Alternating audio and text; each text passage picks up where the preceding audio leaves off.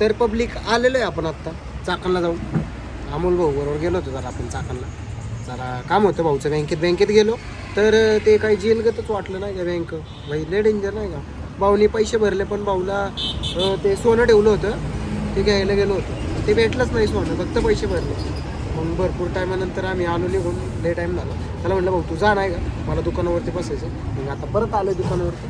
बालाजी भाई पण आहे आणि आकाश भाऊ पण तिकडे बसले ते मागं नाही का. भाऊचा जरा इम्पॉर्टंट फोन आलेला आहे. फोन आला आहे भाऊला आज दुबईवरतून.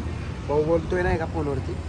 आपण बसलो आहे दुकानावरती. भाऊ आला होता मग आम्ही लय वेळ झाला बसलेलो इथं. लय वेळ म्हणजे आता दुकानावरतीच बसलेलो असतं म्हणायला मी. काय विषय नाही. बालाजीला म्हणलं कामाला नाही जायचं का, तर बालाजी म्हणते काय जायचं कामाला.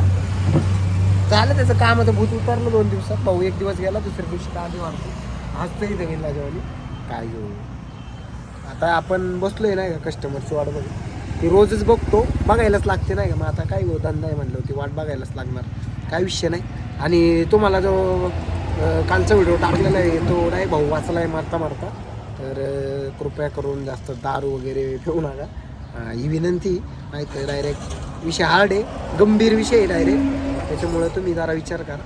आणि असं कोण असेल तर त्याला जरा 2 कान शिळ्यात देऊन त्याला साईडला झोपव कुठंतरी नाही का. आम्ही पण तेच केलं, त्याला झोपवलं. नंतर ते रात्र झाली होती नाही का, जाऊ द्या म्हटलं. व्हिडिओ नाही काढली, पळत गेलो. नंतर त्याला साईडला पुढे जाऊन साईडला झोपवला. मग घरी गेलो दुकान बंद करून. आता आपण बसलोय, काय विषय नाही. धंदा पाणी झालेला आहे आपल्यावर दिवसभर, काय विषय नाही. मदर बसली होती दिवसभर मग हे 1-2 तास गेलो होतो ना चाकणला. मग आता मला डीमार्टला पण जायचं होतं पण टाईम नव्हता म्हणून आलो पटकन. व्हिडिओ काढला नाही, पटपट गेलो, पटपट सामान गोळा केलं आणि आलो नाही का. भेटू पुढल्या व्हिडिओमध्ये. तोपर्यंत तुम्ही काळजी घ्या. व्हिडिओला लाईक नसेल केली तर लाईक करा, कमेंट करा. आणि भाई लोक चॅनलला सबस्क्राईबच नाही करत तुम्ही नाही का, करून टाका नाही का.